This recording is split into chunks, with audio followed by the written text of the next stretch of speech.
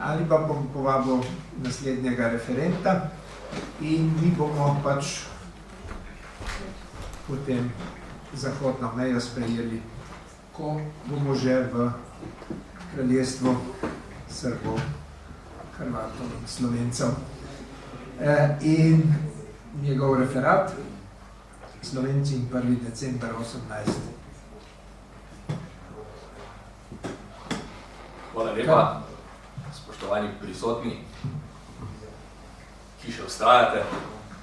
Očitno smo pripeljali ta simpozij uspešno do zaključka, do konca, in zato si bom vzel ta privilegij, da bom na koncu države, o katere nastanku smo se pogovarjali zdaj ta 2 dni, začel tudi sam. Spravi, če tudi je simpozij posvečen začetkom, bom šel na konec, v december leta 1989 oziroma v januar leta 1990.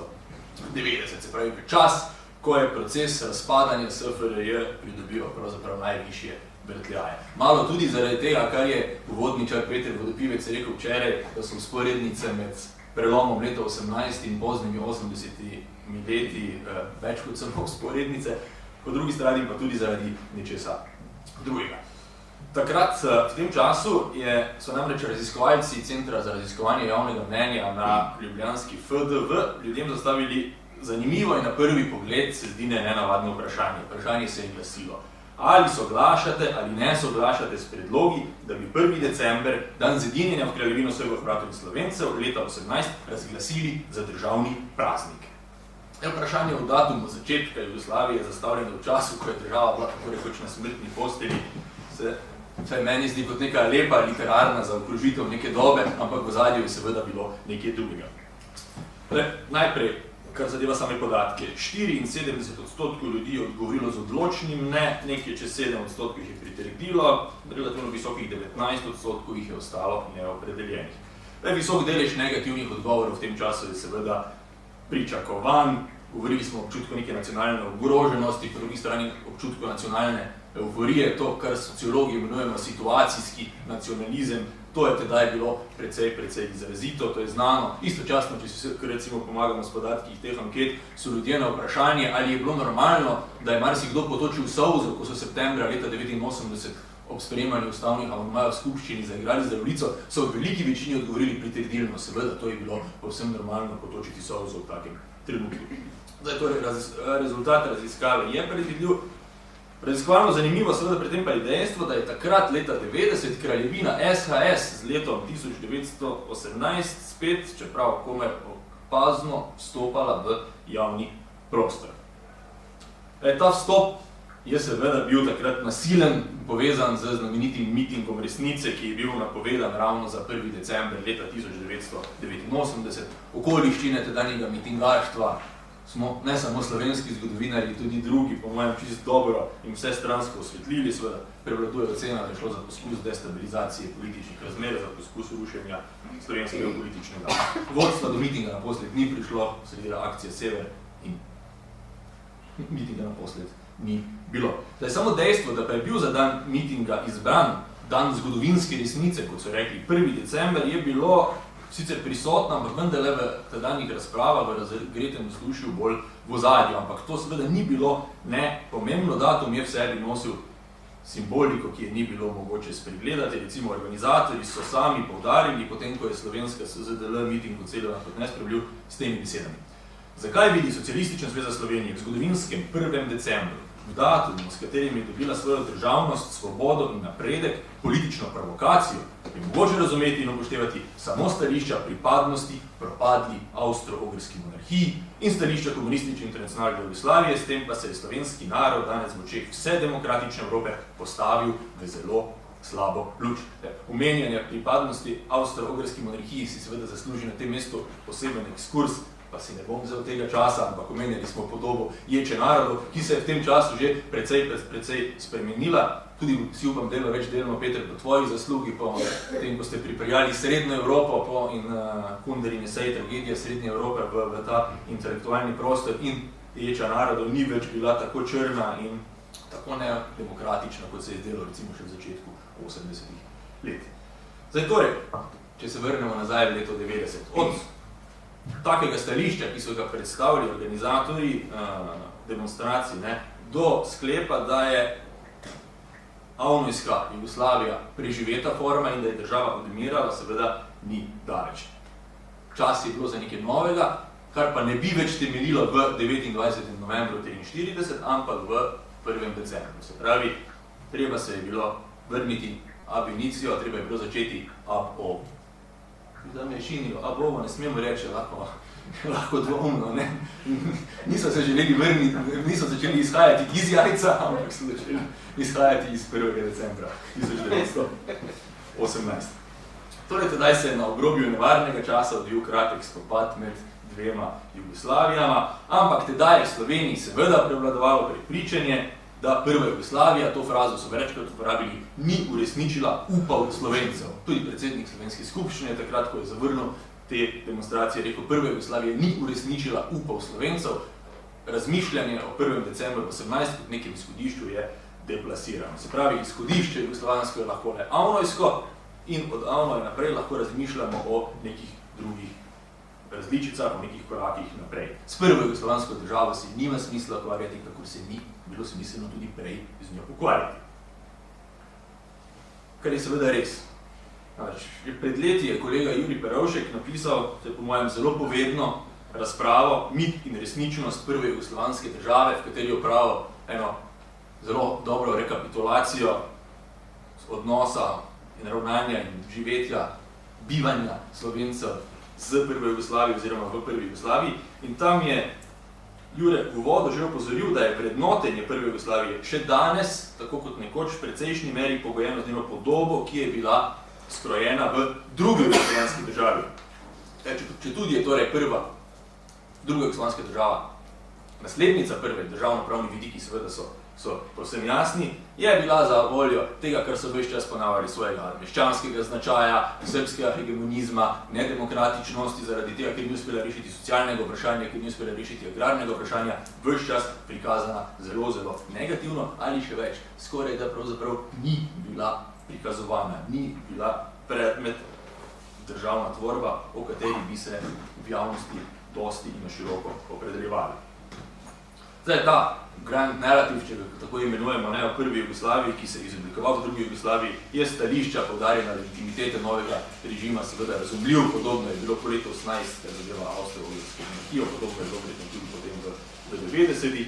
V prvi Jugoslaviji seveda bilo najbolj smiselno reči samo to, da je pač bila, pa da njeno bistvo ni najbolj zdravo, kar več pa ne. Zdaj, kar pa je vendarle zanimivo, pa je to, da je bilo samo dejstvo per se, da pa je vendarle leta 1918 nastala prva jugoslovanska država, da je bilo to pravzaprav tako malo pomembno, da je bilo to pravzaprav v ozadju, da državni okvir, ki se je takrat izoblikoval, ni bil predmet nekih javnih debat, ampak ni bil pravzaprav sploh nekaj, kar bi pravzaprav pogosto nastopalo v javnosti. Zdaj, pričakovali bi seveda, da bi to bil eden od velikih zgodovinskih dni, ampak temu ni bilo tako, za začetek se je seveda štel 29. november 1943. Zdaj, prav zato si pa, po mojem, podoba prve Jugoslavije, kakršna se je izoblikovala potem po njenem koncu, vsekakor zasluži podrobnejši prikaz, ki daje mogoče zanimive zaključke. Predvsem pa je potrebno, po mojem, to leto 18 in razumevanje državne tvorbe, ki je takrat nastala v Petri, malo širši, bivši habsburški prostor, če ga tako imenujem, in si ogledati, kako pa z letom 18 in z državami, ki so nastale leta 18, ravnajo na vednicah v drugih državah. Zdaj, glede na to, da se simpozij bliža koncu, bom preskočil podrobnejši prikaz analize slovenskega javnega mnenja, učbenik političnega govora, zgodovinopisja o prvi jugoslovanski državi in se bom raje osredotočil samo na kratek zaključni, bolj lahkotni ekskurs po širšem habsburškem prostoru. Če mogoče samo bom rekel na pol anekdotično, če si lahko dovolim rečem to, da glede javne prezence prve Jugoslavije po letu 1945, države res skoraj da ne boste našli, če boste recimo brali časnike iz tistega časa. Država se je pojavljala sporadično, takrat, ko je pravzaprav bilo treba o njej reči kaj bolj negativnega. Recimo, ko je časopis Komunist objavil serijo člankov o bombaškem procesu zoper Josipa Broza Tita, to je bilo ravno ob obletnici, ampak to je bilo 28. ne, v 50. obletnici, potem 78. serija člankov, ne, niso nikjer omenjeni 60. obletnice prve islamske države, samo mimo grede, ne, je bilo noter zapisano, da seveda ni čudno, da je Tito rekel, da mu ta sodišče take pokvarjene države ne more soditi. Omenjene datuma, Jure, 29. oktober leta 1918, pa je, na to pa sem naletel pravzaprav samo enkrat, naslov enega članka v Ljudski pravici leta 1948 ima naslov 29. oktober 1918. Zato, ker je bil na tisti dan ustanovljen Komsomol. In članek je bil posvečen ustanovitvi Komsomola, seveda. O državi SKS ni bilo besede. Torej, če zdaj se nehitro sprehodimo po tem bivšem habsburškem prostoru, pa če preskočimo obdobje od leta 45-48, gremo kar v današnji čas, ranimo čas, v Republiki Češko-Slovaški, na Češkem, torej državi naslednici Češko-Slovaške, letos obeležujejo 100. obletnico državnega praznika 28. oktobra, ki ga obeležujejo od leta 1919. Vse osrednje politične in akademske inštitucije so pristopile k obeleževanju tega praznika, zgodili so se simpoziji, fenomen vsestransko osvetljuje, med drugim so tudi skupaj Češko in Slovaško veleposlaništvo v Ljubljani pripravili simpozij v Ljubljani o 100. obletnici Češko-Slovaški in o relacijah s Slovenci oziroma z Jugoslavijo. Zakaj? Organizatorji teh prireditev so jasno zapisali v enega od svojih dokumentov, če citiram, večina držav se spominja temeljnega datuma, ki opozarja bodisi na rojstvo države, bodisi na trenutek pomembnega idejnega ali političnega preloma. Praznik naj povezuje vso družbo in tvori nedeljivo sestavino njene identitete. Američani tako storijo dan neodvisnosti, Francozi padec Bastilje in Čehi 28. oktober. Na Madžarskem vemo, da je situacija nekoliko drugačna, zlasti danes, bila je pa tudi seveda ves čas od leta 18, tako da počne razpad zgodovinske Ogrske, tam je pretresel vse prebivalstvo, celo tiste največje kritike režima pred letom 1918. Trianon je vse do danes razglašen za narodno tragedijo, knjige, ki izhajajo, so vse skozi, zlasti v državah sosedah, še danes deležene ostrih kritik. Raziskovalci pravijo, da je Trianonska pogodba nočna mora kolektivnega spomina, karkoli to že pomeni, in z njo seveda tudi tedanja država. Na Madžarskem se v glavnem orientirajo na revolucijsko leto 1848 in obeležujejo obletnico 1956. Zanimiva je situacija v Avstriji. Čeprav je bila pravzaprav prva Avstrijska republika, Republika Nemška Avstrija, preimenovana sprva dojeta, seveda zelo podobno kot Madžarska, ljudstvo ni pozdravljalo z veseljem, ni je sprejelo z navdušenjem. Ernst Bruckmüller piše, da je sprejelo vzdušje globoke potrtosti.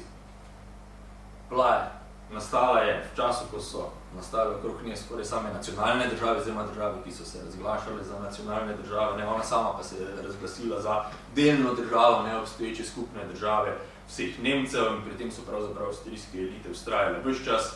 Med obema vojnama Avstrija bila razglašena za drugo nemško državo, tako so tudi vzgajali v šolah, tudi tisti poskusi stanovske države leta 1934, vzgajanje neke avstrijske zavesti niso prodrli kaj preveč globoko. Anschluss, ki se je potem zgubil, je seveda bil pričakovan, logično, da so ga pozdravili, kako so ga pozdravili. Prve republike takrat niso vzeli za svojo državo.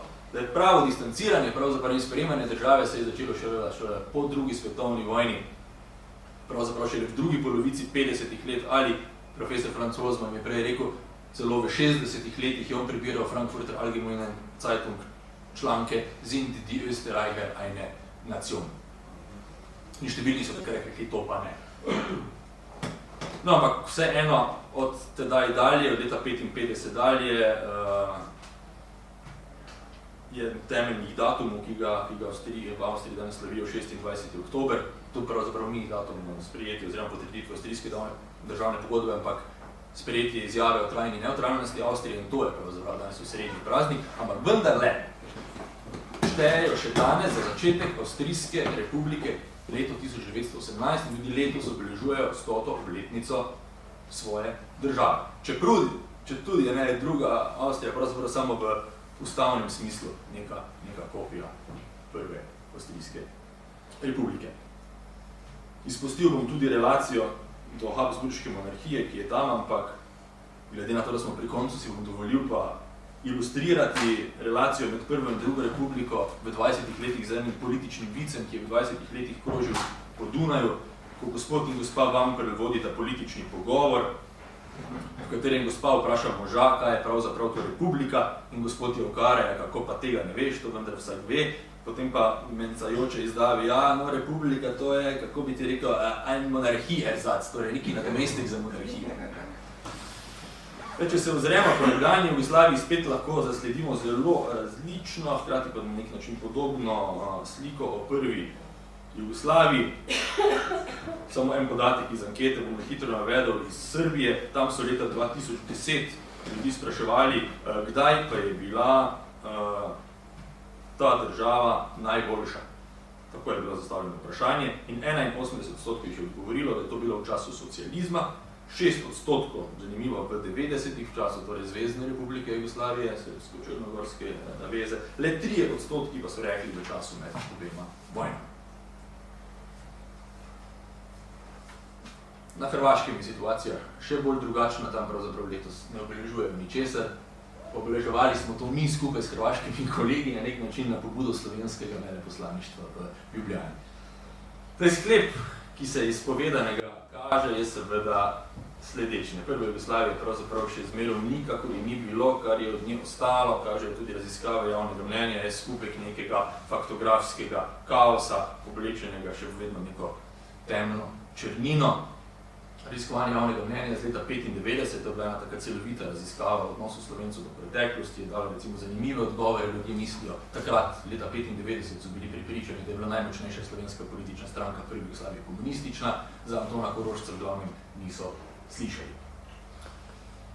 Zdaj, na leta 18 pravzaprav smo se spomnili v glavnem le zgodovinari, kar je na nek način dobro, ne se ne rabimo izpolnjevati nikogaršnjih pričakovanj. Če pa je to dobro za državo, pa je pravzaprav že drugo vprašanje. Zdaj, seveda še v glavnem vedno velja to, kar je pravzaprav nakazal že v citirani razpravi kolega Jurij Korovšek. Prva Jugoslavija je še vedno v senci druge Jugoslavije, tudi ko sem gledal arhiv anketi javnega mnenja, ljudje se pravzaprav, ko se opredeljujejo Jugoslaviji, se opredeljujejo z neko zavestjo, da govorijo o drugi Jugoslaviji in se opredeljujejo o pozitivnih, negativnih, politično-sistemskih glavnem značilnostih druge Jugoslavije. Samo dejstvo, da pa je država nastala pa nekoliko prej, leta 18 in da je bila drugačna, pa ni ozaveščeno. Torej, kaj je pomenila menjava državnega okvirja leta 18, a je to bil v slovenskem primeru menik slovenske državnosti, kakor vidijo recimo na Češkem in na Slovaškem, to pravzaprav še vedno ni ozaveščeno in zato dovolim reči za konec, da je tudi zato ta simpozij dvodnevni nadvse dobrodošel in zato mi dovolite, da ob koncu čestitam tako programskemu odboru kot organizatorjem, da so pripravili tako tematsko širok, pester simpozij, ki je prinesel marsikaj novega, pa tudi, če ni prinesel tako zelo veliko novega, je pa po mojem fajn vse to, da je prinesel eno široko rekapitulacijo, pestro, problemsko, tematsko pestro rekapitulacijo te dobe oziroma tega prelomnega trenutka, kako smo po mojem tudi pametno naslovili. Vse naslov je slovenski prelom leta 1918. Ampak jaz sem vseeno prepričan, da smo vse tukaj prisotni izvedeli nekaj več. Hvala lepa za pozornost.